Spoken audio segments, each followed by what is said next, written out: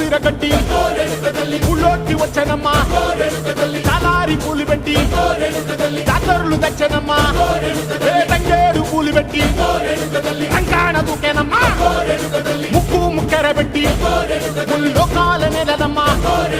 ముంగార చూడంగా మున్నూరు కన్నులమ్మా వెనకాల చూడంగా ఏనూరు కన్నులమ్మా సాధు శిస్తులంతా సాగిల పడ్డరమ్మా మహారాజు రాజులంతా మొగారిల్లిరమ్మా కోరిక కోరంగా